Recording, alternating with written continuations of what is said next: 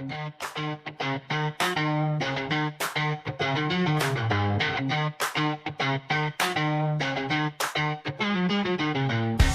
and a warm welcome back to the WenDirk Cast with me, Jimbo, and of course, Calvinator. We'll be discussing Let's MFL updates, transfers, developments, and so much more that has gone on over the last week or so.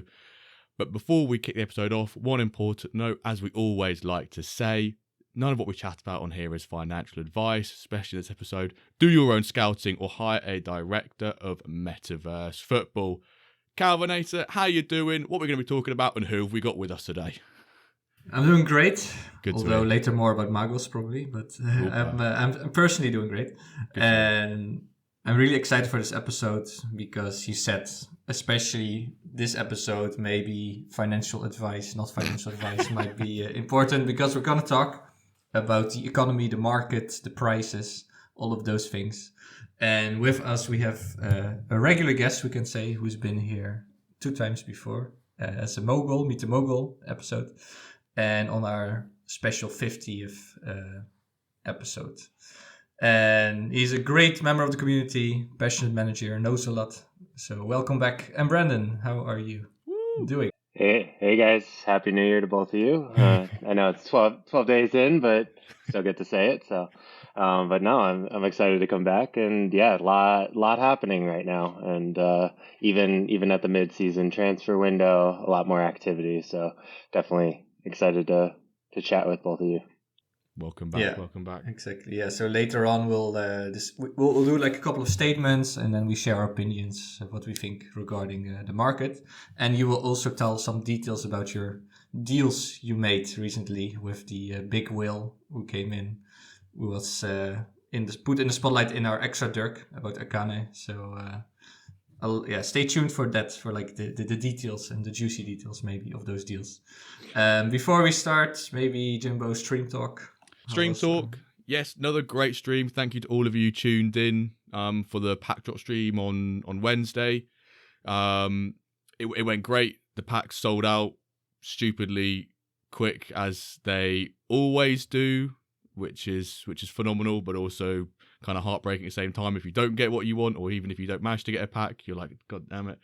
But the nice thing about them is we know the frequency of them. It's not like maybe circa 2 years ago when you had a pack drop and then, you know, nothing happened for 8-9 months, but that was just how it was back then. But now we can have those regular drops. Just want to say a massive shout out to Obi again for donating those 2 prizes for first and second place in the quiz. That was very generous of you, and that allowed us to then distribute our 15,000 MFL in more ways, so we can have more people winning, which is what we want to happen on our quizzes and our streams. So, yep, another great pack drop stream. And as always, whenever MFL does their pack drops, we will always be going live 1 hour before that to bring you some hype, some pack openings, some quizzes, some rewards. Basically, a bloody good time, if I do say so myself. Exactly, yeah. I mean, the drops sell out quicker, and we're getting more viewers and more hype, I think. So that's great. It's funny, we have this massive build-up we have this hour-long build-up for 10 seconds. You know, in the pack drop, we can do other things as well here, but you know, it's a good time. I wanted to say that's what she said. Yeah, well, but okay. Yes, let's move on. I would say let's start with our personal journey. So, how did we do this week? What's your moment of the week? God, I'll go first because I've got a really jammy one. So, I got rid of a right mid in the mid-season transfer window for the Wyverns, like rotation side, and he played left mid because I had no secondary left winger, but it was my rotation side, so I didn't really care much about it. Apart from it's strong, but the left mid, I wasn't really too bothered about getting someone in. So I thought, right, I've got rid of my current left mid, who's a right mid. I need to bring in a left mid, but I thought I'm not really too bothered about it because I think I've done a bit of calculation, and I think I'm clear for being relegated. I'm currently 8 points, 9 points clear of 9th place. I've just played 3 of the top 4 in the second part of the season, or 2 of the top 4 in the second part of the season, and I'm in the next round. I'm in the next round of the cup. So hopefully, when we've heard this, touch wood, I've made it through to the quarters. But I thought I need to get a left mid in, so I literally went 10 minutes before the transfer window finished yesterday. I picked up a 59 rated left mid for 1%. I went ahead and rotated my full squad, playing statistically the second strongest team in the league. I won 1-0, and guess who scored the goal? My 59 rated left mid. What a debut. He's immediately, cemented himself as a club hero, and that's probably, I brought him in because we're probably not gonna get relegated, and we've gone and beaten. I think it was like they're only one place above me, but on the strength charts they are second. And I thought this is just the jam of the engine that sometimes happens. That we got absolutely blasted, but my 59 rated left mid. So whoever, I can't remember the manager or the owner or the agent of said player, but thank you so much. He's had a wonderful debut. Deserves some, extra clauses for that goal. He does, maybe, yeah. I only got him 1%. I feel like a bit of a bargain, really, Yeah, but also with 1% for bronze for 59, that's good. I mean, he'll probably get himself normally they go for like 2% in ice, so yeah. I think everyone's happy. But yeah, that was my moment of the week. I was watching the Outdoor Boys on YouTube whilst watching the game, and I went absolutely mental when that goal went in. It was phenomenal stuff. So that's my moment of the week. And Brandon, what about you? Any highlight? Some mixed feelings because I'm perpetually terrible in the cup. So I think it's the 8th straight season that my Plat team has gotten knocked out in the group stage. We've only made it one time in the entire history of the Titans Cup, and that was the year we finished second to Ronin in the finals. So we're all or nothing apparently, and so that was upsetting, especially given I just looked again and it was like 130,000 MFL for reaching the knockout stage in Titan. Yeah, so it was a pretty big miss. It can make a difference. Yeah, it will make a difference. It really does. And I don't know why I thought that it was lower than that, but it definitely, I probably should have changed some of my tactics during the beginning of the season. But no, we're overall doing pretty well, sitting mid-table, slightly above in a lot of my leagues. A couple of my teams I'm okay with getting relegated. Teams that I'm playing with are definitely not stone caliber. They're more ice. So I'd be okay if they get knocked down. But the two teams that besides my Plat team that I really want to do well, my bronze team and my silver team both are top of the table right now. So feeling pretty good, holding steady. Just gained a couple points in silver. So I have a 2-point lead, 12 games in. So feeling pretty good. I know Verblender's been loaning me several guys, and I've been promising a lot of minutes, and his boys have been doing well for me. His cam is actually top of the Golden Boot race for that league right now, which is crazy. Cam is Golden Boot, yeah, and Plat. That's very special. Well, let's talk about my moment, cup related to, because with Magos I won 5-0 in the cup just after recording, or like the day after, I think, recording the Henkies out, Henkies in. So I was full of confidence, like, look, we can do it, we can win 5-0 in the cup, and then we lost 2 times in Diamond again. But if you look at the stats, it's not too bad. It's like I had 3-0 against Jogo Bonito. Well, the stats were pretty similar. Yesterday, I watched the game 1-1 until 80th minute. And then Akane Visselon got a penalty. Like all those painful little moments. It's just not going our way in the league. But the cup, apparently, it is going well. Although later today we have our, round of 16 match. Yeah, the round 16. Naples Goldfeather. So I'm curious. I think if I do very well in the cup with Magos and then in the league, we just keep being bad. Like, still a good season, I think, for me too. In terms of MFL-wise, also for my stakeholders, as I call them. So more about Diamond later, but at least there's some highlights to see there for the fans.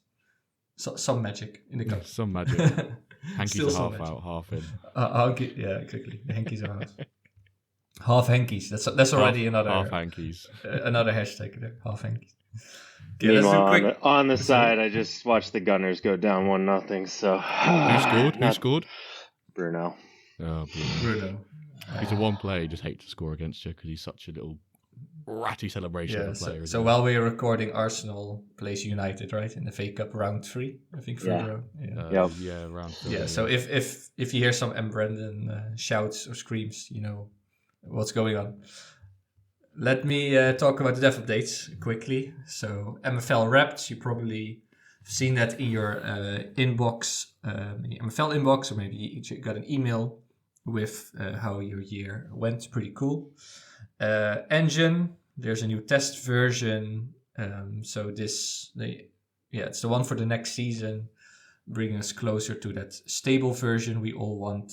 And you can already test this version by selecting the option in friendlies. And of course, keep giving feedback about it. I know a lot of you do it, so keep doing that. Will help Quentin a lot. If you want to have more details, read the dev updates. Highly recommend it. Then quality of life improvements. That's how Jux called it in the dev updates. So there's a lot of tiny improvements that make it a bit easier to use the app. The competition schedule, the interactive one made by Lucas, is really cool. Jimbo, we discovered that at the end of the stream, I think. Yeah, right. His last message in the stream chat was go check out the competitions page, which had the, we got to see the interactive calendar, which I'm not sure if that, did the Season 2 calendar have the Season 3 start date on it as well? I can't remember. Yeah, I think so. It might have done. It makes sense to have done, right? Because that's what follows next. But great to have an interactive one. It's just easier to see than a picture where you might struggle to zoom in or just view it. Having an interactive calendar is a much appreciated, great little quality of life improvement. Indeed. So go check that out. Also, a lot of other tiny things. Also, player progression filter for the current season. If you go the scouting page with free agents, you can see them for next season. An error has been fixed for pre-contract agreements. There's some other cool filters so that you can save them. For example, in scouting or the market, that you can save filters you use. 5 filters you can save. So that's also really nice. And also in the development center, there are some filters. So a lot of tiny things that make indeed the quality of life on the app a bit better.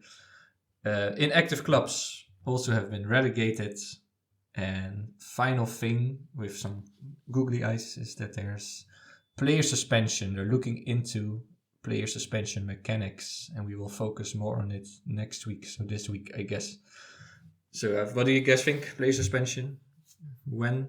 Looking forward, or when? Where are you ready? Well, are you ready for it? You know, part of me wouldn't be surprised if it kicks in next season if they can get it. I don't think it shouldn't be a massive thing. I think Jax or Matt said it's not a huge thing to implement.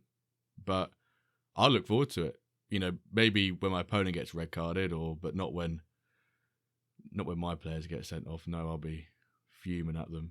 But for me, with like the tackle harder crowd, there's some people who just do tackle harder always because they can get away.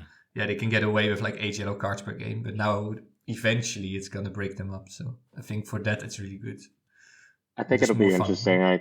I feel like I want it to come sooner rather than later, but I think Season 4 is probably better unless they can, tell us right now, like maybe within a week, that it's going to come in S3, because I feel like people need time to figure out how they're going to adjust their full agency or any of their loan structures and things like that, and there might just be not enough time to make all those changes. Yeah, I wonder what the depth of it will be as well, to what extent they do suspensions. Will it be as straightforward as 2 yellows, a red, 1, 3 straight red, 3-game ban, or will they introduce, if you get 5 red cards in the first 10 games of the season, then you get a 1-match ban, or after so many games it resets. That stuff can get quite complicated then if you're not aware of those sort of suspension rules. So I imagine maybe, around it might be better in terms of Season 4, but it's probably one of those. We all want it, but then when our player gets it off, we're like, could it have been the next season? Why does it have to be in this game? I'm now missing the cup final. Do cup games count in the suspensions for leagues? All this sort of stuff, It could all get a lot of things to figure out. Yeah. Well, it's not as easy as I said it was. With Jax, he might just drop the bomb like next week, and it's already here or something. We'll see. Diamond update, Diamond League. So again, Bistione, or again still, is... what do we say? We don't want to jinx it, but they have a 9-point gap to he's cruising. The number. He's cruising, yeah, that's how you can say it. It's 11-point gap, isn't it? Is it 11? 11. Oh, 11. Oh, yes. 11. He's got a 4-game buffer. He's basically 11 points. cruising. Indeed, 4-game 11 buffer points. with and as goal 8 games differential. left. Yeah. Yeah, and no losses yet. Like only 2 draws, 11 wins, 2 draws, no losses. So Scrub is on fire, doing really well. 35 points. Then 3 teams fighting for second place: Jogo Bonito, OM Legends, Club Atletico Tango. Big Wilbert really made a great comeback after a bit of a rough start this season. Then Vissel, BFC Barcelona, and Meta in 7th place still with only Rona, 19 man. points. I think he's getting. When looking back at some of the games, and maybe we can highlight the one here now, when they lost 2-1 to Samba FC. A lot of his games where he's lost by 1 goal or drawn the last minute, you look at the stats and you go, mate, you've been shafted. Like, I'm so sorry. You just feel for the guy, because you know if that was any of us, we would be raging so hard, especially with, you know, the amounts on the line, and you go from first last season. Was it comfortably first, maybe like a game or so? Was it last game? Pretty comfortably. Pretty comfortably, and then then like suddenly 8 points, 9 points, something like and that. suddenly here, you know, we're closer to the relegation playoff than we are even, you know, the top 3, or maybe or equally, you know. But yeah, it's I feel for the guy. Yeah, like that game is really crazy. He had like an XG of 3.13 and Samba 0.7, and he still lost 1-2 against Samba there. So that's really painful, those kind of results. But yeah, for me, it's like at some point, maybe it is just tactic based. I don't know how it would work. Yeah, I feel like some people just score more goals with the XG they have than others. I think my goals myself, I checked it, I calculated it. We underperformed by 5 goals. Like 11, we scored 6 out of 11 XG. I think if Ronan did the math, he would also really underperform it. So is it really? Yeah, if it's a one-off, is it just you get unlucky? But if it's is it unlucky, or is it just a certain something setup? can be changed there. Yeah, I wonder. I've got a question for you, Calvin, then quickly, because you said you're in the next round of the cup and everything, or the round 16, etc. Obviously, yourself being sat in 11th with 8 points, another 7 points to get to that 9th spot. Do you? I guess the question is, have you maybe come to terms that you probably... There's still a chance you can stay up, right, statistically, but it looks, you know, like the odds aren't in your favour. But then with the cup, do you prioritise the cup because then you can alleviate some of the losses you would have, you know, had from finishing, where was it, 5th last season with the MFL rewards? What do you sort of do in that situation? I'm definitely not rotating for the cup. I'm just playing the best team I think I can play. And then also with the first matches I played were against top 6 teams, so against Joga, Vissel. I think I've Scrub and OM Legends and then Meta or something.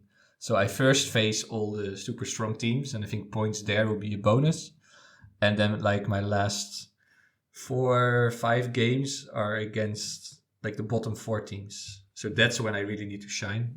And then maybe then is this magic escape gonna happen. We don't know, but for now I think Cup is, as Embrandon you said, like it's easy MFL. Like you go to the next one extra round and it's a huge jump already in rewards. So for the people who loaned out, guys, it would be nice to reward them. And in the cup, it's an easy way to get more MFL quickly, I think. Myself included. Yeah, exactly. You're one of your guys. My last remaining diamond player, because as we'll talk about in a minute, the other 2 that I had are now Akanes.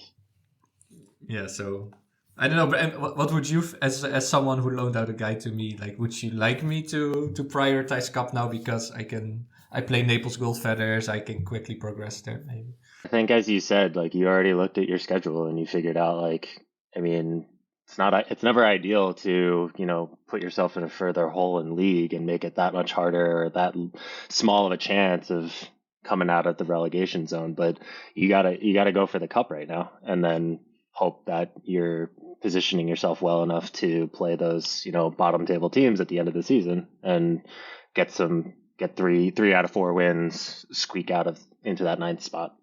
Yeah, that's a strategy indeed going forward. Let's see how it pans out. Any other remarks about Diamond, or?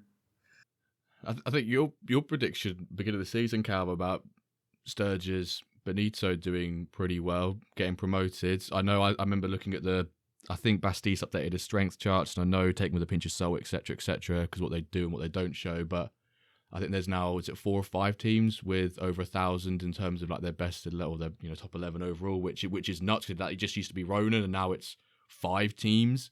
I think Ronan's still like good 16, 17 up there from second place, but still the fact that Sturgis got promoted into Diamond, which we sort of expected last season anyway because of the caliber of squad he had, to then come into Diamond his first season and looks to be probably hitting like a top 5 spot. Yeah, it is very close because of how far Milano's up top. It means the rest of the league is very compact in terms of 2nd to 5th. So you lose a couple, you can just quickly drop down to 5th, and that changes. But got to give credit to him what he's doing this season. Yeah, no, really. Yeah. Well, I know he's super serious about it and very well prepared, and it definitely pays off. I think especially when the difference are so small between teams.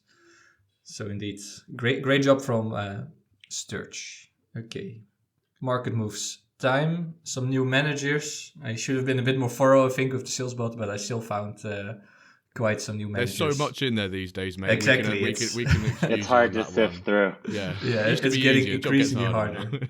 Indeed. So, Dem, A3, Labana Lens, Royce and Sushi, nice name. FK17, Karel Deitch Week, and FC Kanki are some of the new managers. And the new user of the week is Dirk. So a manager. You saw him maybe in Salesbot. A new manager called Dirk. He actually, according to his profile, lives in San Diego. So maybe Sturge can arrange some meetup. And he bought a Stone Club from Serbia with also some rares already. So great start to his MFL career. Then for market moves for common, uncommon, I put you, Jimbo, because I saw you purchased a 68 CM 22-year-old for 35 USD. I thought it's maybe a bit much, but what's your reasoning? Can I point out here, that is not me. Oh, that's the other Jimbo. That's the other Jimbo. No. I weren't sure if you're trying to bait me out or not. That is not me. It was after the drop, and I sold a goalkeeper, and the other Jimbo bought it, and everyone was going, "Oh, this is a bit suspect, isn't it? Is this some sort of tax evasion thing going on?" And the funny thing was, I was at a Norwich game last week, and someone messaged me and said, "Oh, you've got a couple of ICE players for loan. Can I get them off you?" And I was looking at my agency going, "I've only got one player left who's not got a contract."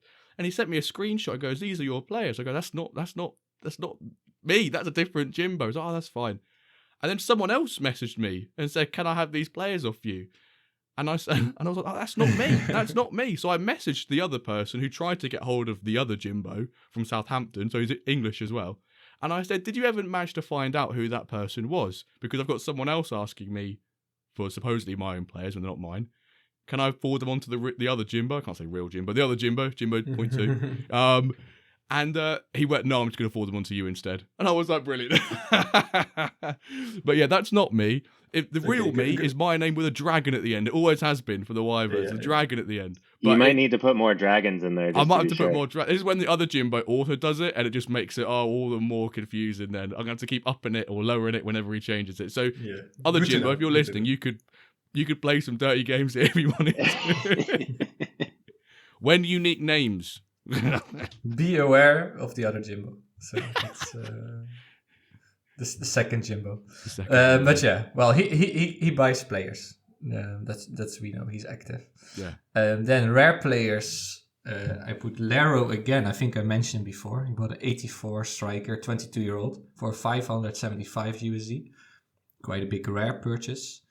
And he's kind of low-key a big agent with also 5 Legos, a lot of high rares. Although we never really hear from him in the chat. So Lero bought another guy. Legendary players, of course, Akana kept buying tons of guys.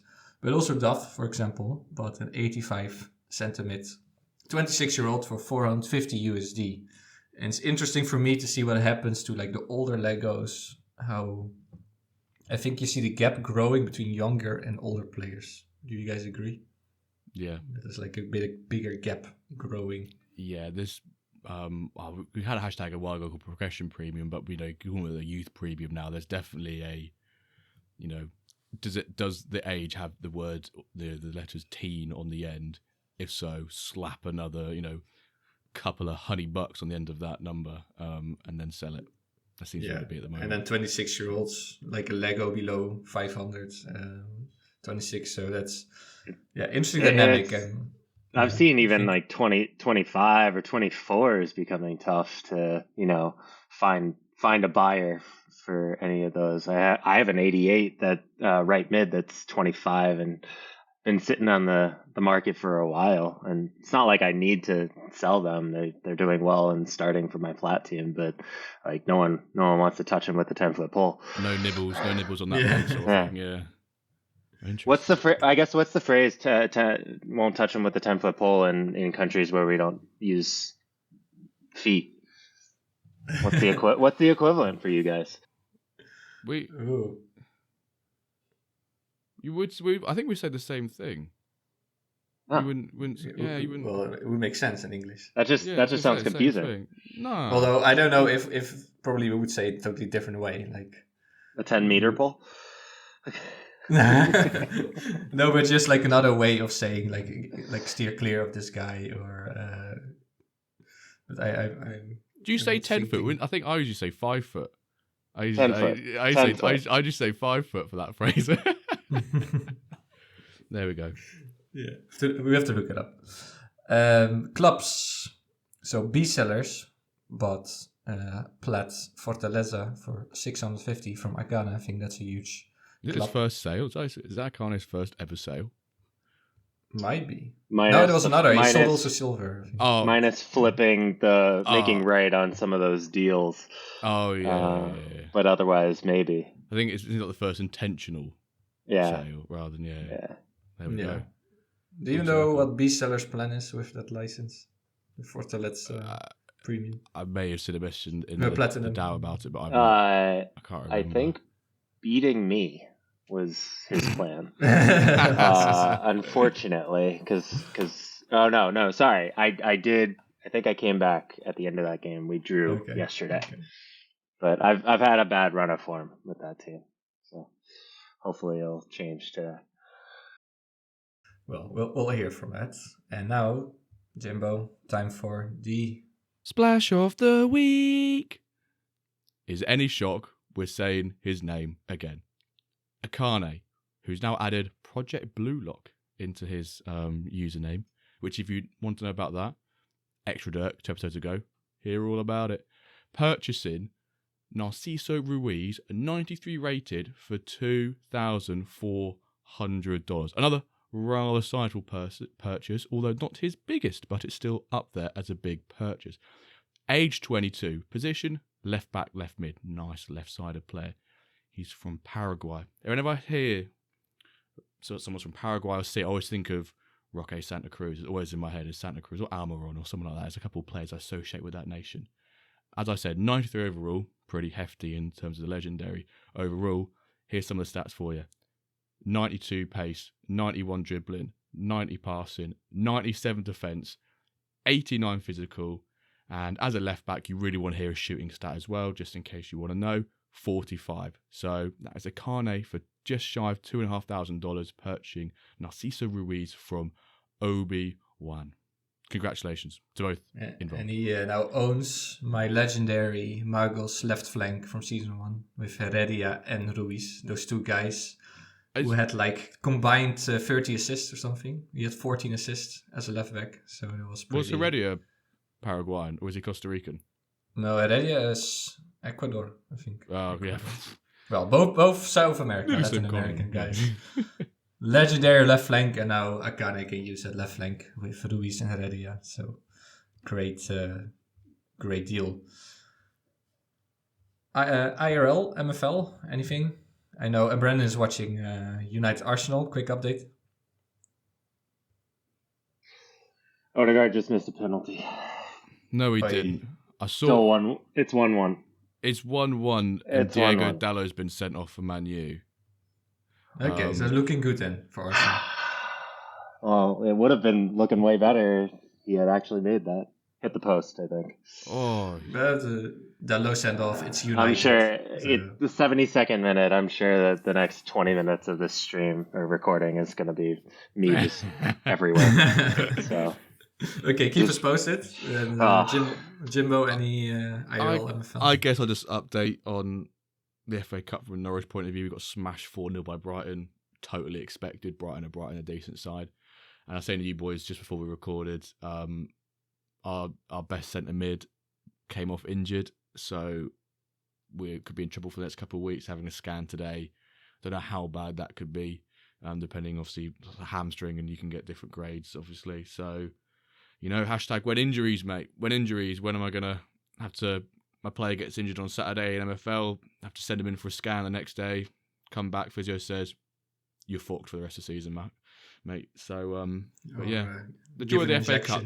I think there's only one upset I've seen so far, and it was, I think, Doncaster beat Hull, which kind of upset. Plymouth beat Brentford. Tamworth Town, or is it Tamworth Town? Just Tamworth took Tottenham to extra time, and they are a National League side, so that's, even though they lost 3-0 in extra time, that's still a pretty big achievement to get to extra time. But aside from that, we really are seeing that if you're not in the Prem and you get paired up against a Prem side, you near enough have an auto loss because of how big that gap is between the Prem and then the rest of the English pyramid, which, in a sense, I feel like the FA Cup loses a bit of its charm in that sense. It's more like the early rounds when a non-league team gets into the FA Cup, like third round for the first time. So, but yeah, that's... And FPL Premier League play midweek this week. So none of this next weekend it starts. It's midweek, so make sure you're set. But we'll send all the reminders now, so you'll be cool. And what do you think of the Ashley Young debate? I could do that as my ARL MFL. Like maybe MFL. Utter woke nonsense. Maybe we get like children of our players NFT, and then you can like some what's this horse racing game? Photo finish. That you have like a breeding. You can breed. When breeding. But Ashley Young has a kid, has a son who played for, what was it? Peterborough, yeah, and he could have played in the same match against his son, but the coach chose not to play in. Yeah. And then some people are outraged and some said it's professional. I kind of see both sides to it. It'd be a unique thing to happen that you're playing your own son in a competitive game. But at the same time, from the manager's point of view, they were 1-0 down. And then I think it was like the 98th minute, Everton got their second goal. So you're 1-0 down FA Cup. You've still got a chance. You're still in with a shout of, equalising, extra time, going through, etc. You can't then go chuck on. What position does his son play? Midfielder, I read somewhere. I can't even. I'm just looking on SofaScore. I can't even find him on the squad list. So maybe he's like youth, and he just brought him into the squad for that one. But yeah, you don't. Let me just have a look quickly what position he plays. Yeah, he plays midfield, yeah. So it's a tough one, isn't it? I think Ashley Young got a bit angry about it afterwards. I'm like, calm down, mate. Just go play him in a pre-season friendly or something, We'll go sign for Peterborough and play with your son like a LeBron James sort of ordeal. Like, just do that instead. Don't get pissy. So I see both sides to it, but the worst was that Northern Ireland didn't play Will Grigg when everyone's singing that song. That was like that was Will worse. Grigg's on fire. Yeah. Will Grigg's on fire, and they never played Will Grigg. There was a bigger shit. Bigger outcry. Now, finally, time for the beer top 3. I don't know, Embrandon, if you are actually a beer fan or not, but I am. You are? Okay, great. So let me tell you what the current beer top 3 is. Radler, still number 1, which is not really a beer. It's half a beer with lemonade, kind of. From Sam. Then Brewer's Banquet, Original, Taggart, 2nd place. London Pride, SR Monkey, 3rd place. What is your addition and which one will you replace? So remind me how this works. Do I have to pick the place that it ends up being in, or does it just you slot can into remove... third? No, you can just replay. If you think your beer is like the best of the world, you can just put it first. I'm not gonna claim that it's the best of the world, but it's my favorite, just drinkable, everyday kind of beer. Drinkable drink. Exactly. But do both of you know about Yingling at all? I'm guessing not, No. because it's an American beer. No. American lager from Pennsylvania. It's one of the longest standing brewing companies, family owned. But I mean, it's very consistent for me. So I'm gonna go with Yingling, and I'm gonna conservatively put it in third place, just in case it can last a couple of weeks. Are we going to have the Radler go all the way to episode 100? Yeah, We're no gonna one have, dares We're going to to have get rid of basically the- a shandy coming up at top. This will be unbelievable. Okay, I'm playing strategy here. Okay. Well, so even if it gets removed, I don't. Yeah. Yingling is third then, replacing London Pride from Ezra Monkey. So now we have 2 American beers in there: Brewer's Banquet Original, Taggart, and Yingling. We need to bring I you should have been into that. drinking one on the pod And while, Brandon. while we did this. Yes, and then we have our German non-beer as first, Radler, without even a brand. But This slander is someone needs to come in to replace it eventually. We'll They see will. who our next guest is. Time for the main topic, which is market talk. So there's The market. a lot of developments on the market. We are going to talk about a lot of things using a couple of statements to which we can agree or disagree and follow it up with a little debate. But before we do it, Brandon, we need to ask you about your deals with Akane. Like, what did you, who did you sell? Was it hard for you? Was it hard to negotiate? Maybe did you offer them to him, or can you tell us more? Yeah. So it wasn't too difficult of a negotiation, honestly. I think the hardest thing was me just being willing to give up some of my players and the caliber of players that I did. The reason that they started DMing me, or I reached out first, was when they took over Londinium and changed it to Vissel London. I had my top striker and winger on their team, El Sayed, and so I just went into their DMs originally and was just like, "Yep, like I'll be rooting you on, but also just welcome to the project." And then after a few games, they were interested in buying him, and we worked out a deal. I hadn't wanted to sell him, but at $2,600, I really couldn't say no to that. So that just kind of snowballed into a full transaction of, okay, I'm also interested in all of your other Legos and some of your rares. And it just became like a whoa, hold up. I have a plat team, I have a silver team, I have a lot of teams that I loan these guys to. Let's talk about which ones I could get rid of. So I did I probably spent a few hours analyzing who in my agency I'd even be willing to give up. Just gave some prices, and we worked out some negotiations on, okay, are we at a deal? Are we not? What would I need to do? And then my biggest thing was just I was nervous about canceling any of my contracts in the middle of the season, and they were super nice about it. Like, yes, totally understand. Like, we're talking about season 3 here, so wasn't able to, or didn't have to worry about any of that. So I'm still trying to figure out what I'm going to do to actually replenish some of my agency, because I don't think I'm going to be able to field all of my teams. I have 11 clubs, and I definitely need some more players. So I'll be back in the market. I've made a couple of purchases since, but no, overall, I think it was finding a good opportunity to give a new player who is looking to buy at market prices, some players to work with, and I'll scavenge the market in the next few weeks and figure it out. Yeah, and did you have one player you're really attached to? So El Sayed, you said, were there like others that you're yes, the most? And that one's gone back a long way, because Eric. So I've loaned him to Eric Barbaric as well as Fantasy Gaffer throughout all of Alpha, and last season he played for SV Berlin. But it even got to the point where Eric had built an AI generated version of El Sayed. So there is a lot of bittersweet goodbyes to selling him off. But and I think it was even worse because the very first match he played, he went from a 91 to a 92 once Akane bought him. So I had priced him at that anyway, so it wasn't too bad. But no, he was definitely my favorite player in my agency. But he was he was always too good for my team.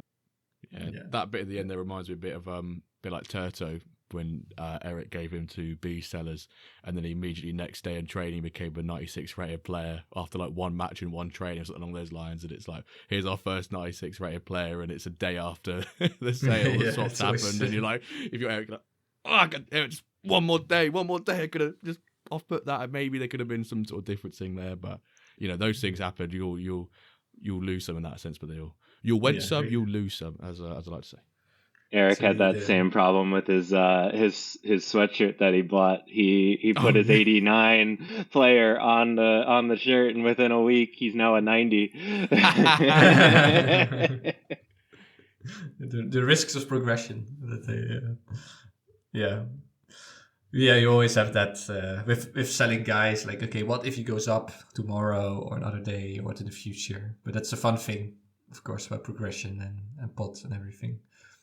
But yeah, great to hear about that, a bit more background to those deals.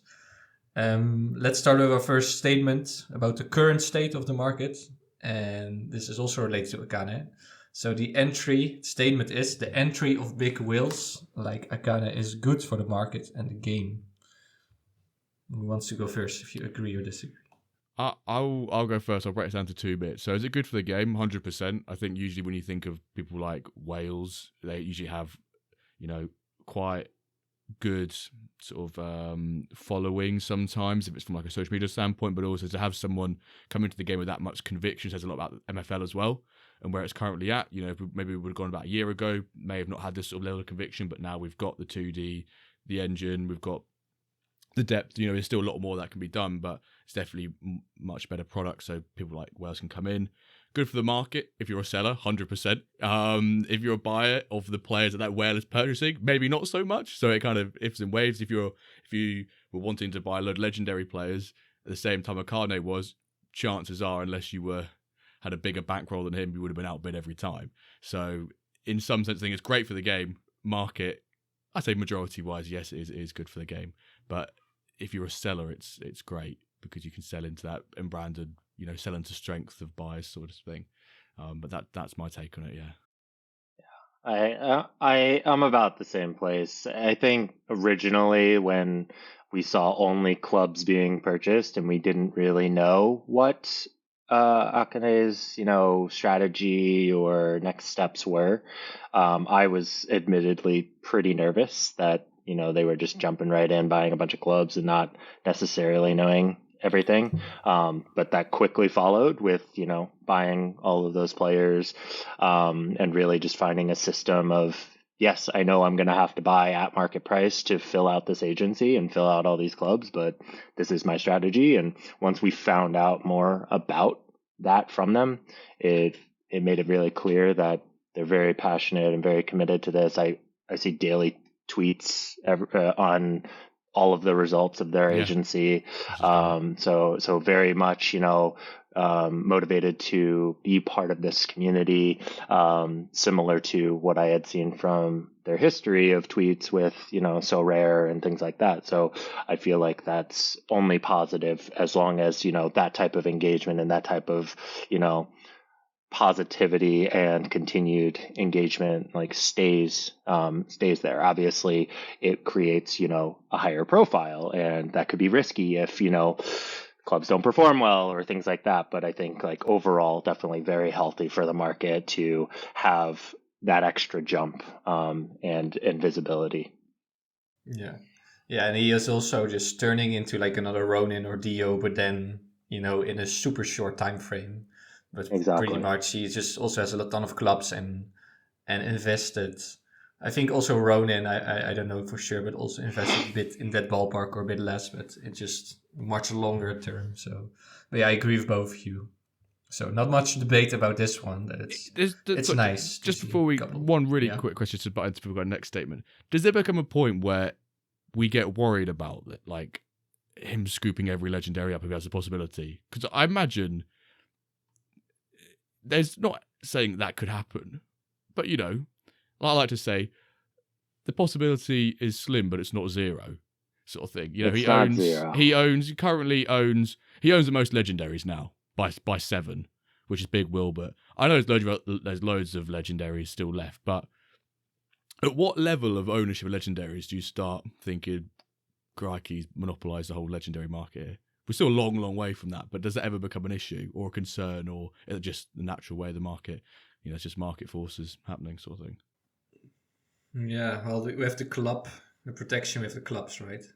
Like you cannot have 2 clubs in the same league, so that is maybe one thing that stops him. And then at a certain point, you cannot fill the club more. Maybe he gets really all the best players, like kind of a Bayern in Germany. I think that's what he does. Yeah, the high-end legendaries he just hoovers. Yeah, but then you only can have 1 club per league, and then just stack it with super good. But then still, I think other teams can beat him and be competitive. And I would say that's how it felt like probably towards the beginning with Ronan. Like, I feel like Ronan was always buying anything 92 plus was in his agency, and that was intimidating. There's a reason why he has the most decorated trophy cabinet in Diamond. This season he's not doing as hot, but I think that's showing that now there's a bit more of that interest at the very top, even within Diamond. We see Scrub obviously made some sales, and we'll see how that transfers to season 3 with some of that top talent going to Akane. But I mean, I think that that's showing that there is this big 3 type of element emerging in Diamond, which I think is awesome. It'll be interesting to see, does that foster something new? I think it's just creating another price surge for that very top tier of talent in MFL right now. Yes. Okay, second statement. So because of Akane, but also because of other people joining, prices have been going up significantly, definitely for certain categories like uncommon or young uncommons. So the statement is player prices are too high and scare away new users. Agree or disagree? This is a really tough one. I think it's worth saying to the listeners here that all of us here are sort of like long-time players at MFL. So we've never seen a market like this before. So we've seen what it was like before the marketplace was even a thing. So we've seen the history chart you can see on the Airtable, and you do all the stats with it. Us 3 here have all experienced that whole piece. I think that prices are too high for the average new user. I think most people would probably agree with that. Yes, you can buy a club, which is a fixed price, or even lower fixed price in terms of the pack, but you can obviously go lower the marketplace.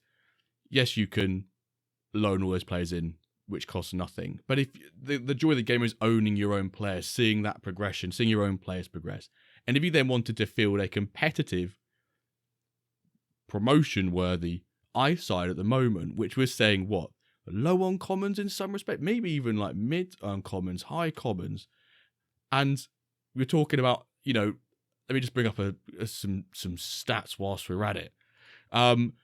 The average price of a 60 plus rated common now is about $17. That's the average, where 5 weeks ago it was $7. Like, maybe a bit longer, about 8 weeks ago, about $7. So we're 2.5 times in high end common price. Uncommon players. Let me find if I got my uncommon one here. The price of an uncommon player, beginning of November, the average weekly price for uncommon player was $24. Last week it peaked at $46.85. And if you wanted to feel 18, if you wanted to get just say 18 uncommons, it's 3 times more expensive than it was 2 months ago, which I think for new users that can potentially scare them away. That's my view on it. Yeah. Okay, Embrandon, go first. No, go ahead. No, it's like, is it too high or not? Like, I think in general, you already have a mindset of spending money, I guess, when you start joining. But like, we can also lower the bar a little bit. That I feel for a lot of users playing with just lower commons, like you could just field 45 to 50 to 55 rated players and also have a great experience in ice, and just it's also the bar that you set yourself. What do you call a great experience in that sense then? Because a great experience using 50-year-olds, for my opinion, getting run over. You'll just get trounced, and like, is that having a good experience if you're gonna get? No, okay, but maybe not. Maybe around 60, or that doesn't need to be a super big budget. You can still just be an ice club and just see an ice, and maybe have like a couple of good talents, and then you can sell them and slowly start building. So, but I feel like a lot of people have higher expectations and they want to be way more competitive straight away, go for promotion straight away, and then it gets way more pricey now. But yeah, maybe that's the biggest challenge. People want to own their players, and fast track promotion, and those two things I think together. They come in with ambition, and that requires a big bag of money straight away. There's the balance of everyone historically has probably played something where it's, AI based or computer based, and you could just be top of the league and promote 3 times in a row. But here it's zero sum, as we've talked about. And I think even on past pods where I've been on, and it's just, it creates a whole different dynamic of, do you have to just reset your expectation, or are you going to spend more money? And so I think like, what we've seen, I think, is that prices are reflecting that, yes, there's enough people that are interested to come in even at the inflated prices. I think the part that I've been more concerned about was seeing how inflated the prices got when the season started and people were only buying the players that were free agents still, and they were buying them at 50%, 70% premiums. There needs to be some mechanism that's a little bit easier once games start that doesn't happen. I mean, that's not to say that that's not true in real life too. I mean, people or teams splurge, after losing their first 2 games of the season, but still have the transfer window open. But it felt like there was a particular spike after match day 1. No, I think I completely agree with Brandon's just said. Then even from a contract side point of view, you see people have auto accepts on like 10+% for ice players, and they just get gone because they're an auto accept.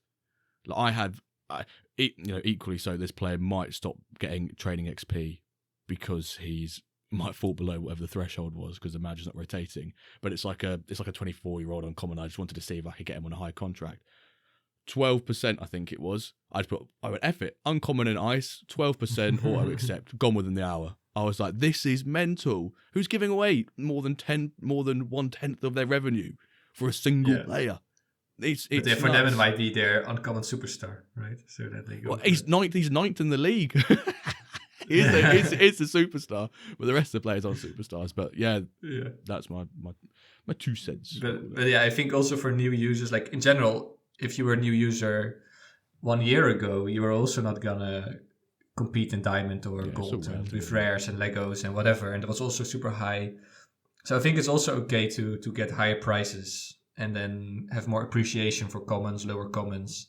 Now I don't care about them, just chuck them in Dev Center, like whatever. I don't care about them, like if they can have a bit more value, and that for $30 to $40 you can get a nice squad of super low commons, and maybe in a new league, I know with Dirt League we talked about, that you can also play at that level. I think it's good to stretch it out a bit more also in that sense. But yeah, it's also what the market pays for it, of course. Next one. The drop system needs to change to better control supply and prices. And maybe we've seen with drops a couple things lately, right? That's just a lot of reselling of Flowty. Yeah. Although I think Matt says, like, based on the data, it's not the case, but it feels that a lot of people are. I've seen people flipping Flowty packs that have already been flipped. Like, someone's bought a pack, selling it. Someone's bought the pack and resold it on for more into demand. Wow. Which got flipped twice, kind of. Yeah, like flipped twice. Which fair play if you're dropping it for like $40, $50 in that hustle. That's good. Yeah. There's So some risk there, but yeah. So does the system need to change, and also regarding supply the system meaning and the first come, prices? first served sort of. Yeah, Base, kind of right? the drop system. Like this is one way you get new players, right? Is Yeah. join a drop, but now you just need to have. We in our streams we see some people really disappointed. They come in, they want to have their shot at maybe a bit luck and a higher guy, and then it's just gone, and then it's frustrating to see it on Flowty for twice, 3 times the price. I think I'm sort of split in the middle with it. Part of me likes the first come, first served, but then part of me, maybe it was like a lottery system. I know Top Shot did that at one point where they went into, you were in a, I don't know, even a queue, or you signed up for it and then you got randomly allocated, in a couple of hours time or the next day, and if you're lucky, you're lucky. That's the fairest way to do it.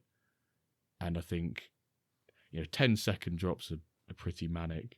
Even 5 seconds or less for some of the other packs. Does it need to change?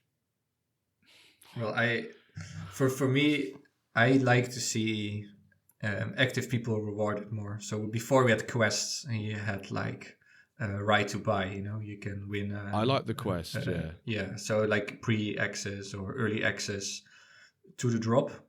For quests, people who are really passionate, active about the project, who retweet everything, who tweet themselves, who make content, or who just play.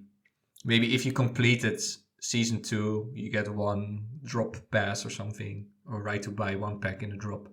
Some things like this to reward a bit. Yeah, I know for the team it's great to have drops and get new people in, but a lot of new people also cannot buy. And then if you maybe play 1 season with like a small ice club, you can buy 1 standard pack or something as like a reward. I struggle with the gated dynamic because as someone who came in from Top Shot, like I've seen the pros and cons of all of it, and just it ends up focusing too much of the attention sometimes to the most active people, just because we have what? Do we know how many active users we have from even whether it's a club ownership or a player ownership perspective? I know when we did the resolution episode, I can check now, but I think in terms of like the amount of unique club owners was nearly 1292. So that's just club owners. Like if we're thinking, like if we think about that, we're only talking about what, 300 packs a drop, and some of these people can buy more than 1 of each, like those that have figured out the system of setting up separate screens. But like I think it's tough because not even everyone within those can get everything, and then you're talking about adding more people. So like I think the most active people are then, if you add in any of qualifiers and things like that, it's going to end up being like, oh, the people that are spending the most amount of money. So it's always a challenge, because I think that there probably does need to be tiers of like activity, and it's like, okay, like we have this much allocated to this pool of people, and this pool of people, and that way like you get it across the board. But I do think that, to your point, Calva, like I like the activity piece of it, but I feel like it's a tough mechanism for the team to implement. Well, for sure, some quests, like some way you can. And it's nice to have quests within anyway. MFL. Quests on Zeely, like we've seen, with some of the stuff connecting your Discord, and that can, people don't want to particularly do that. Yeah, I think if it's done right, it can be used. I think maybe the one thing that benefits NFL at the moment is, like I said earlier on, is that we've got a frequent scheduling of drops. It's not, I missed out, I might not be here for a couple months till I get another pack. You've almost got at most 4 weeks. But if it's between the mid-season and the first one, 3 weeks, I think we're near enough doing a pack drop stream every 3 weeks now. So yeah, you are disappointed when you don't get a pack, but at the same time, I think you've managed your expectations, hopefully, to go, right, in 3 weeks' time I can go again. Not wait another year for, you've missed out on a once after opportunity. You've got 3 weeks, you've got 21 days. Yeah, now they already increased the supply 100, 200, 200 in the one we covered on Wednesday. But yeah, do you want to keep increasing that supply? That's also tricky. Then you could sell it out, right? I think you'll sell it out even if you increase pack supply, probably the prices maybe to some degree as well, because you've seen the floaty prices. Yeah, someone would much rather pay near enough double the price of a pack, for a standard, or 1.5, 2 times the price for a rare. Triple for standard right now. Triple, $100 for something. Just go buy the uncommon player on the marketplace if that's what you're after. I know you're after the upgrade stuff as well, but people want that adrenaline, that hype, that excitement, that emotion of opening a pack, which we all love. Can't deny that. We all love that. But if people are buying it for that sort of price on Flowty, there's room to increase the pack price, there's room to increase the supply, because people clearly have the money, although the last one, it was a Carne dropping like stupid amounts of money on every single rare pack going, but, but yeah, that's... Yeah, it's tough. Like, you also want to keep it not too, like with the other prices, right? You don't want to make it too expensive. That also scares away new users.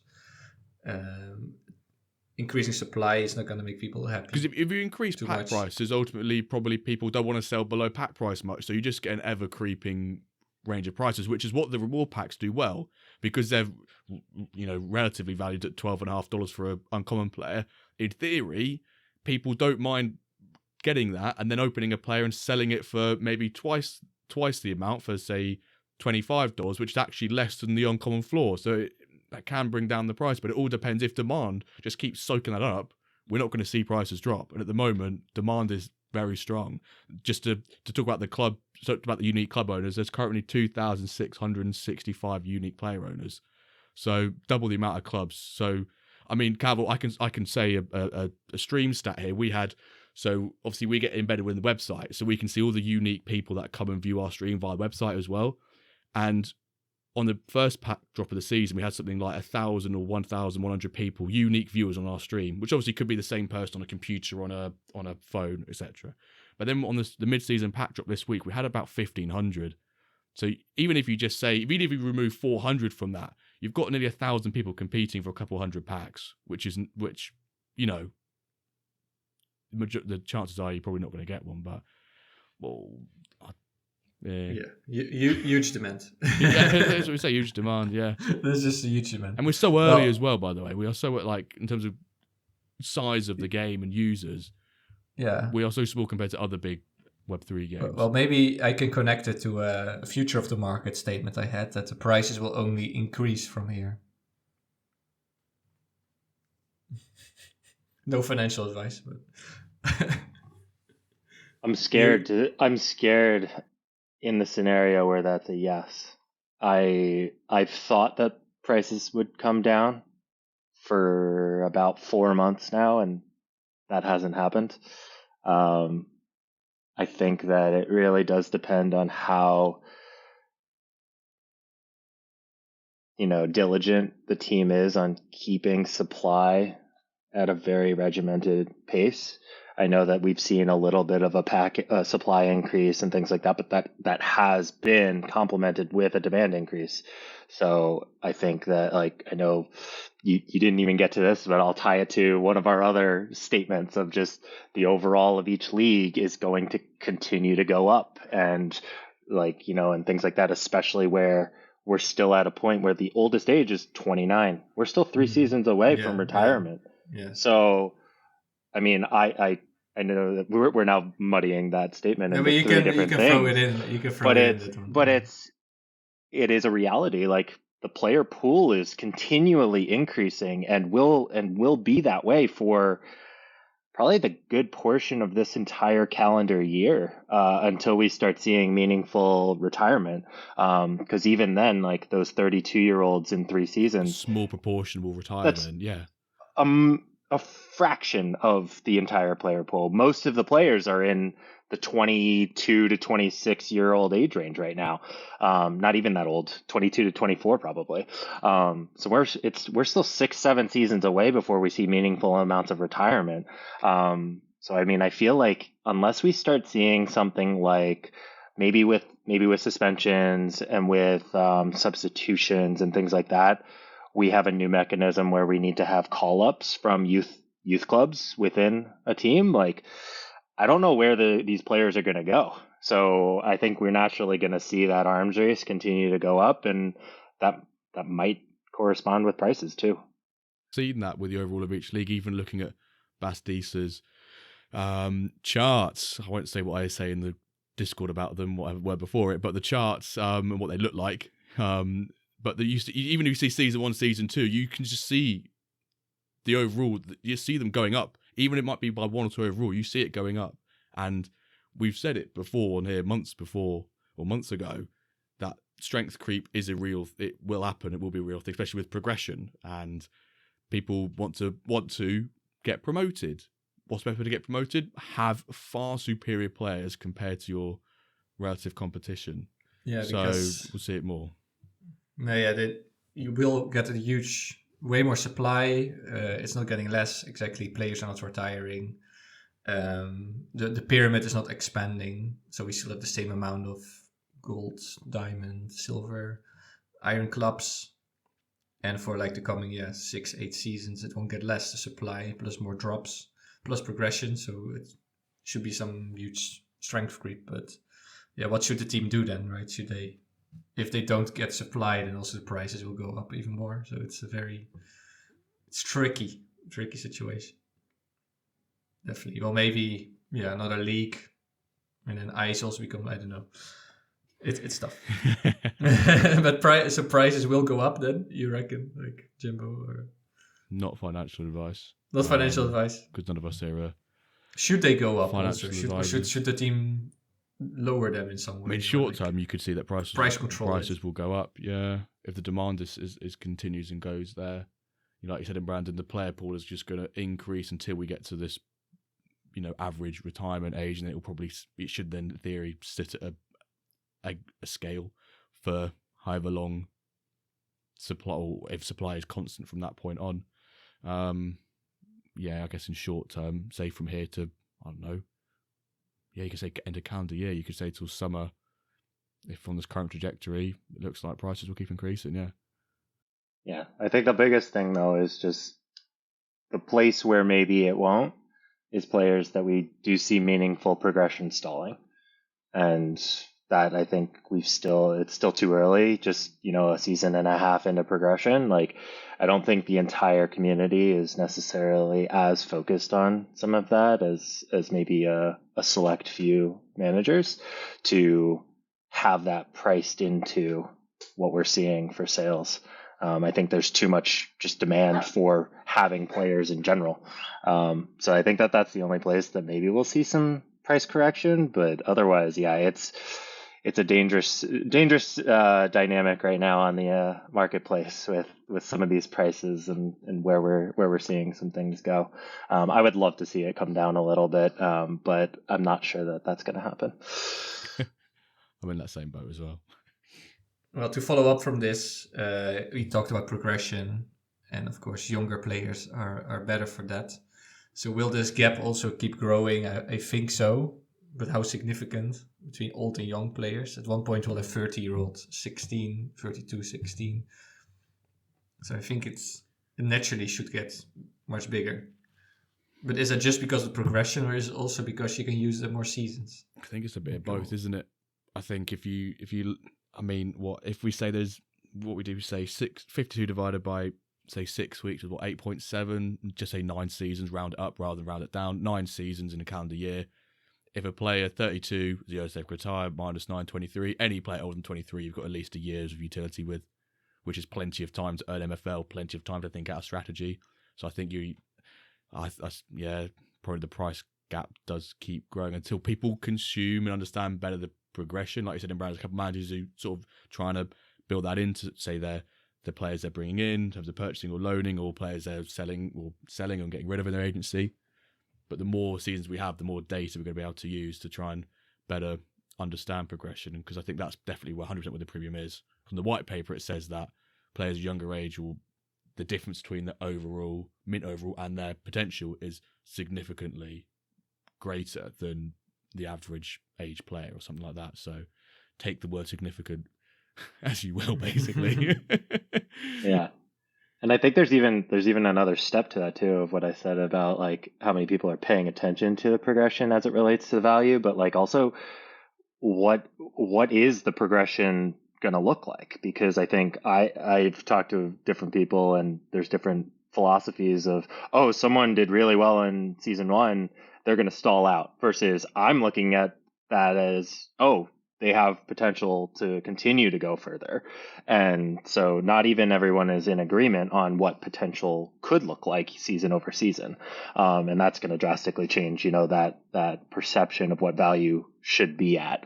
But I think overall the age component is a bit more in agreement, and, is reflected in most real market transactions anyway, with the exception of maybe like a Harry Kane style, where someone still wants to spend way too much money for a 30-something-year-old player. But I think that we are seeing that. I mean, I just saw, I think Fantasy Gaffer bought an 84 Cam who's only, he's 24, but I would say only 24, but it was only $250, which I think is incredibly cheap. And for someone with that much left in his career, I mean, as you said, Jimbo, I guess that's at minimum 8 seasons, so almost a full year of utility, and that's probably $50 to $100 lower than what I've been seeing others at. So I feel like we're already starting to see that age component really creep in hard.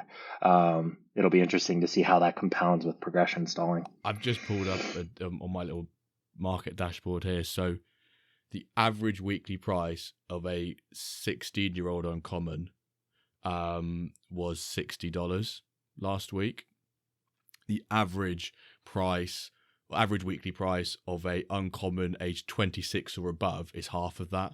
So we're almost talking, 26 to 16, 10-year difference. We're talking double the price. And that's just the average weekly on anything from a left wing back to a goalkeeper who's 5'5" up to your striker who's, got the best stats in the world for a 16-year-old at his level. So that honestly even feels low to me. I feel like it should be higher than double. I mean, you could probably remove goalkeepers, left wing backs, things that maybe could bring that down. And a 60, maybe we should be looking at 17, 18, where there's more of that age bracket. Because 16 feels like you put 16, it's way high. And this is just uncommon, which is... Yeah, they are just new ones who came in. Because the old 16-year-olds are 17 around. Yeah. So I think there's like less supply. It's at the very minimum 2 times, regardless. It's a minimum 2x. And obviously that's just on the very floor of what the difference is. Nuts. That's curious, to see, are people really starting to understand progression different ways, age in different ways, utility different ways. So I think still people have to learn and see how it plays out over longer term. There are players who only progress 1 or 2 overall in their whole career, but people seem to think all of them do +10 or something. Or like a lot of frustrated people every day, the trading happened already. I have But we got so spoiled by this +1s in that first week that I think in everyone's mind it's like they should do +5 to +10 or something. So when reality kicks in, what will happen then of progression reality? To be continued. Then 2025 will bring new features that reshape the economy. Do you think there will be new features? Absolutely. I mean, this time last year, where were we even? I mean, we had... season 0.4, 0.5 maybe? Not even, probably. I feel like even earlier than that, and I mean, we were far away from a 2D engine. I mean, I feel like we got a lot of opportunity to see some really impactful features come in that can change the economy and the equation. I think even player reward packs coming out this past year was game changing. Of just it creates that full flow. And this year, I know we've talked about stadium NFTs forever, or other types of individual training and things like that. I think all of that is going to really create more and more of a dynamic around, okay, how valuable is a player when you can unlock their talent in 10 different ways. And then it really comes down to, okay, what is that agent looking to do, and what are they, good at doing? And I think we'll start to see, how that unfolds. But then I'm sure the team probably has dozens of other ideas that are on the backlog that I can't even begin to imagine, that could even impact the game further. Yeah, that for sure. I also just made a video about like what I would expect in terms of features or some other uses of MFL. And yeah, one thing it will, if there are like aesthetic things, is you will pay MFL, so the supply of MFL will go down, while no like supply of players, or so that will impact the economy, of course. If we spend MFL on just having a nice color stadium or color T-shirt or custom, I don't know what else aesthetic you could buy, so that will impact it for sure. And Jimbo, other Well, I mean, features, like possible features that. I did just watch. I just before this, I was making my cup of tea, and I quickly, I couldn't have time to watch it all because we're about to do this podcast. But I skimmed through all the different 5 features you mentioned, and one of them was obviously utility for players once they're retired. But I don't really think that's something that would be great, because then that obviously maintains some of the value of them. But then again, is that something I'd want to have done in 2025? Of other things, probably not, because they're still quite a way off, and there's other things like to get implemented in them. But yeah, things like other consumables within the game. Not consumables. I don't want consumables. Other NFTs in the game, or features that I don't want to plus 10% on my player's speed. No, I don't want anything like that, please, MFL. But yeah, anything that needs MFL, dollar MFL to be, you need to pay with that to bring that supply down to influence player supply. But then again, we go back to the whole point. Prices will increase from here out if we're saying, oh yeah, we're going to reduce the supply and it's going to have this big old spiral. But yeah, there'll definitely be some features that reshape the economy. Also, we talked about in-app stuff more, like in-app offers. How will that change? That you can see offers coming in your app. I think now a lot of people also don't know Flowty, that they can make an offer, or you don't see the offer from Flowty, like you don't even know people are offering for your players. So if it's in-app in your inbox and there's like little bidding wars happening or swaps, or that will also change the economy. More like visual demand, or like a lot of people are not even trying to sell players. They don't even know what they can get, or that like there's a market, and then maybe if you have one button that says, do you want $50 for this guy? Then okay, yes, I want that. I want $50 in my pocket right now. That can also change things. I think just before we go on to our question from our previous guest, which seems a while ago now, last year, crack that joke out, is we've not talked about maybe the potential effect that the escapees of the development center might have on the marketplace from a short-term perspective as well, because we're now, second season, 2 more seasons, when they'll be getting released from their 4-year contract, we'll call it, with the 120%, 120%, isn't it? And even the 3-year is 100. So you could even say 3-year as well. So next season, do you guys have any initial thoughts on how that might affect the marketplace? Or basically, I don't know how it will have an effect. do we have a number on how many people are in the dev center? No, I remember seeing Yak's got asked in the Ballers DAO chat, and then Yak said, I don't know, but I think Matt does. And I think one of them tagged Matt, or Matt wasn't in there, but it never got answered. So I think that that obviously has a huge impact on 10,000. We're like, how much of a dent we're talking about, because like if that's just the whole new set of people, that like realistically most of those are going to be lower end commons anyway. So maybe it wouldn't be that bad, because it's really just filling out the bottom of the tier. But like if we're talking, a 3-year rare coming in at the end of season 3, and all of a sudden it's several of those getting some silver or even platinum roster spots, it could be interesting to see maybe a slight dip in that market demand for some individual players, but I don't think it's going to be enough. It's a bit like this Bitcoin, this Mount Gox or something. That's the government had so much Bitcoin, and then they're going to dump it on the market, and this whole scare. I think in the end it will also be okay for just with such a huge supply and a lot of, if the game also grows, there's less need to send people to the development center, and especially all my guys in there are just low comments.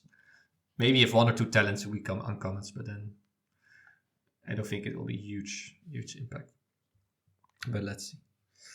Okay, we already record for hour and 15, so high time for a question from the last guest, which was Ezra Monkey. I think so, yeah.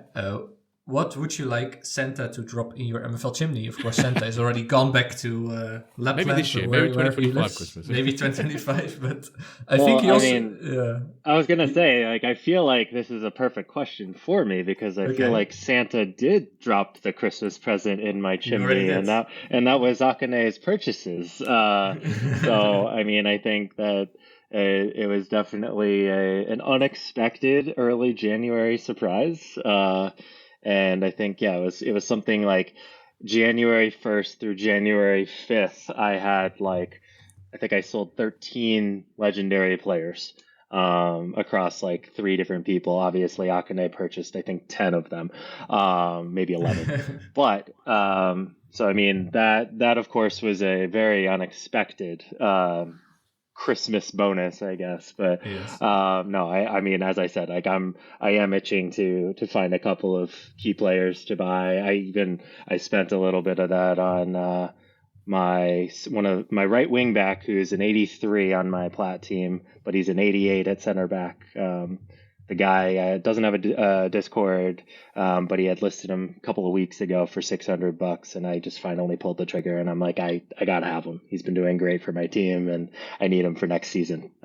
So already putting some of that money right back in. But no, that definitely is my answer to that question. Okay, great. And for our next guest, something popped in your mind, a good question. Oof. I still don't really have a great question. How many times now have we asked at this point in the economy, or where we sit with MFL, like what is the number one most critical feature that needs to come into the market that you would like to see? I guess that would be my question, unless we've already asked that too many times. But the thing is, new features keep being developed. So like before, people said it's always a new answer. Here, so exactly. Yeah, exactly. So that's okay. So just which feature? What's the most critical feature they should release soon? Kind of, right? Okay. Great. Just before we say hashtag, I need to correct myself. When I said my 16-year-old uncommons were going for $60, I realized my filter for the age 16 was actually aged between 16 and 18. So the actual price of an uncommon 16-year-old weekly last week was $83. So 3.5x, not 2x. Sorry. That makes way more sense. Yeah, that makes way more sense. All right. It's still nuts, though. Right. So if you got this far into episode, you know what's coming now. You know when my voice gets a bit deeper and a bit slower, it's the hashtag time. This week, in honor of Calva's reference to the horse racing Web3 game. Photo finish, that was the one. Yeah. And referring, maybe saying about MFL having players having kids. We're going to go with hashtag when breeding. Hashtag when breeding. So plaster that all over Discord, all over Twitter, confuse the hell out of everyone who's not been listening to the pod. That when they go, why have they got hashtag when breeding for a market talk episode? What were they talking about in an episode? What happened in that one? So listening this far, hashtag when breeding. I want to say a big thank you to Embrandon for jumping on today's episode, his 3rd time in the WenDirk studio. Have you enjoyed yourself? Had a good time? Always enjoy myself, guys. Great to talk to you again. And I mean, I'll look forward to the 4th time. Yeah, good man. Thanks for coming. Good luck for the rest of season 2. And also to our listeners as well. Good luck in the cup. Hopefully, by the time you listen to this, you've either progressed or you've not, because you will. I'm already 2-0 today. Oh yeah, nice. I think one of my games is now kicking off, and the other one kicks off in 25 minutes. So, if you hear from me on socials, we've got through it. If you don't, we've binned it. So. Thank you all so very much for listening, and we'll catch you this time next week for an episode of the WenDirk Cast. Thank you for listening.